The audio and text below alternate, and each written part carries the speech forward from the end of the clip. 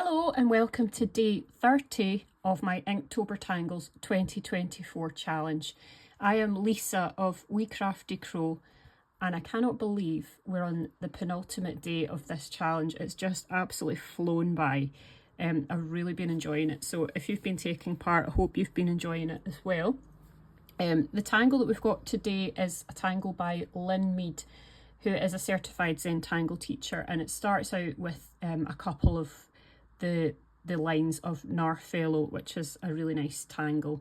So I'm going to just tilt my tile onto its side a little bit, and we're going to do a line from one corner to the other corner that's wavy, as you'll see here. And then we're going to do another series of lines that parallel that first one. And from the bump on the right hand side here on the inside to the inside of the bump on the left hand side, we're going to draw a little line. So bump to line, and then we're going to add another bump to the line here, and that just divides that wavy line into little sections. This one's just a bit, it looks like the runt of the letter, doesn't it? That's fine, that's just the way that that's worked out. So this is the string that we're going to be working with today. Really does remind me of little bits of toothpaste when you squirt them out onto a toothbrush. Maybe that's just the way my brain works. So within each of these spaces, we're going to draw a heart shape, just tucked in at the bottom there.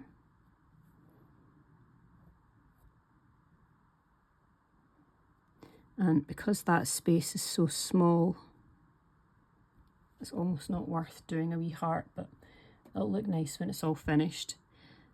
So on the outside, the next step is to draw mucas so that the mucas come in here where those insides of the bumps are. I'm just drawing on my table. Draw the top of that muca around and bring that stem back down.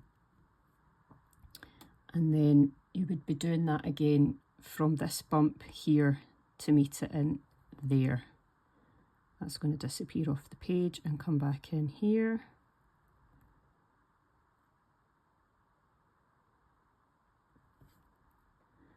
And down here, I'm just imagining that that muca here started further down the page.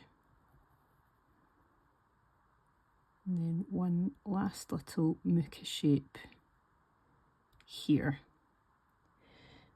So we're now going to add some more hearts into this point. Do you see where the muca ends and then that Narfello space starts? Put a little heart in these spaces there.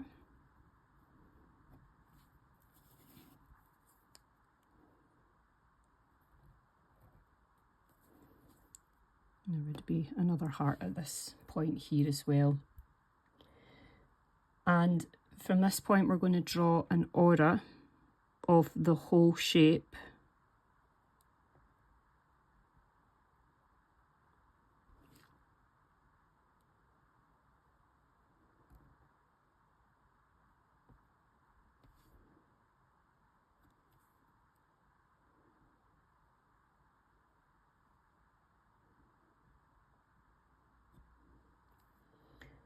And that is pretty much the basic variation of this tangle.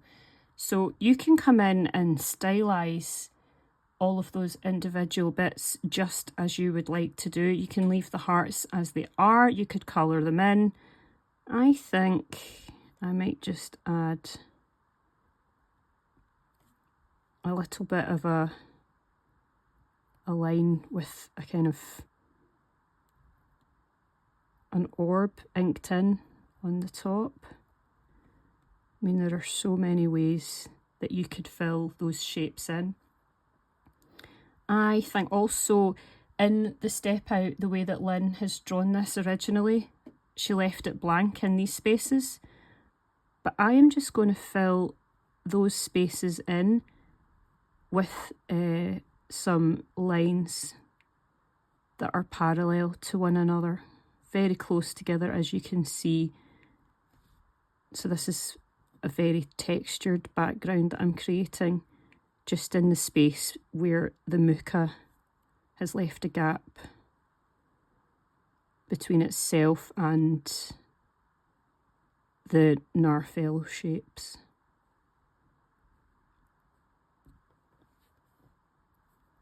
Missed a heart there with the filling. So add that in there. And I think we would have had some lines in this space here for the muka. And I think that would have been a heart. So I'm just completing that shape. That is as much inking as I'm going to do for this one. I'm going to come in now and add some graphite, either side of those Narfello squiggly sections. And I'm going to go around the outsides of each of those Narfello auras. You can choose to go around the insides of that Narfello, but I'm just going around the edges of the two original curvy lines. And as I've said before in my other videos, you can do a way of shading one way the first time that you try it, and then you can completely change the way that you shade it the next time. It's very flexible that way. It's not like there's only one way or one place that you can add shade. If it was a conventional art form that we were doing, you would have to consider where the light source was and where the sun was coming from to create the shadow. We don't have to worry about that with Zentangle at all. I mean, by all means, you can choose to explore where the real light source would be if you want, but it's not something that you have to do. I'm also going to add a wee bit of graphite just on the outside of that first aura.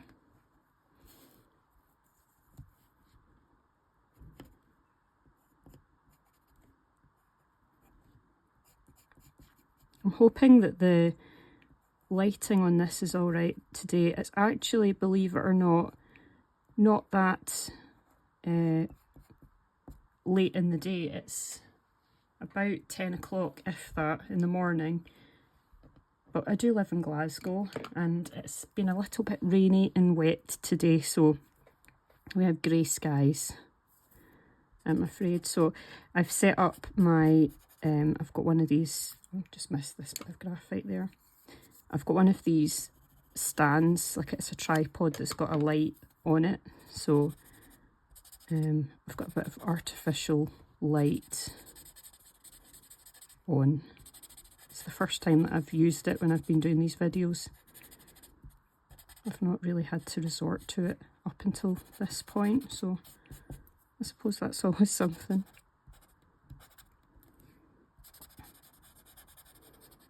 I'm just smoothing all of that graphite out.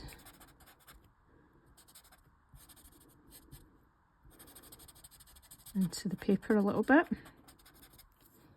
And I'm going to do that on the other side.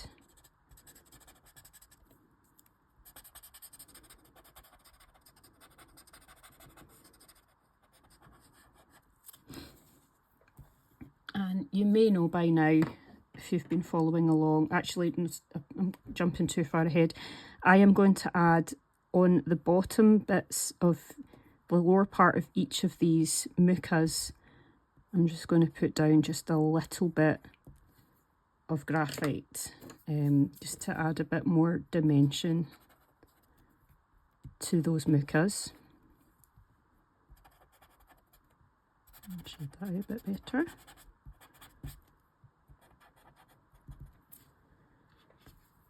And then I'm going to go into the outside aura where we've ordered the full shape.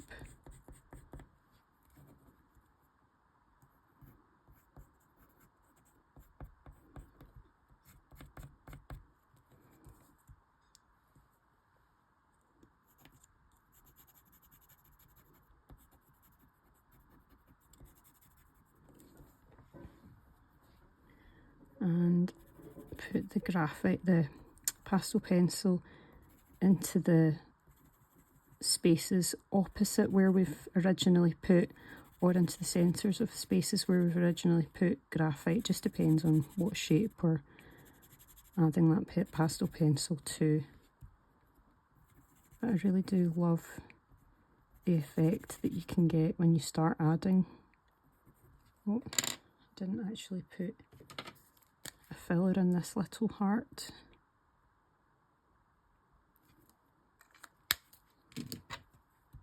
A little bit more pastel pencil in the top there, and then just blending that out.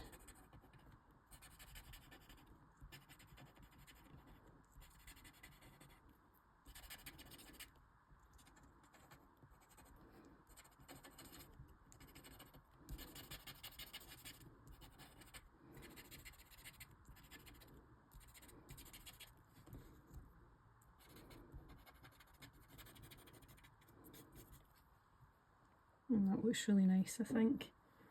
I'm just going to, excuse my reaching across there, I'm just going to add another bit of pencil line on the outside, a pen on the outside to go over where this pastel pencil has faded that line a little bit.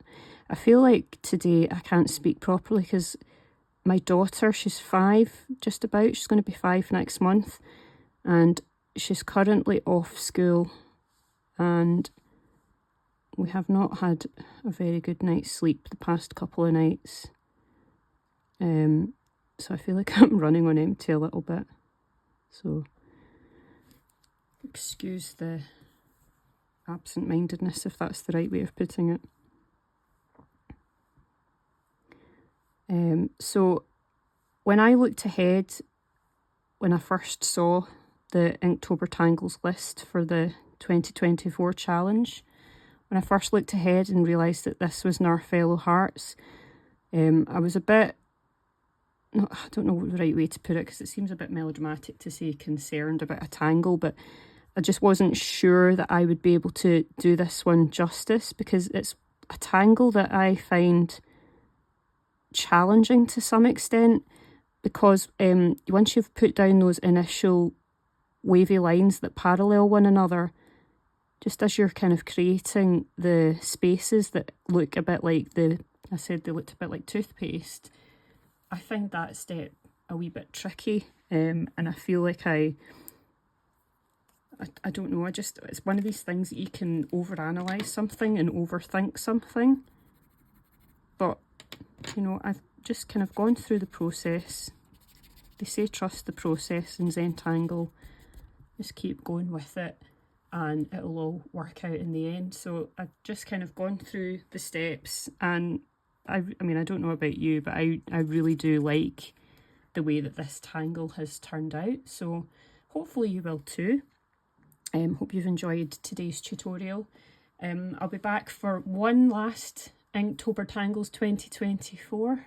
Thank you for joining along if you have been, and I hope to see you for the last day. Thank you. Bye.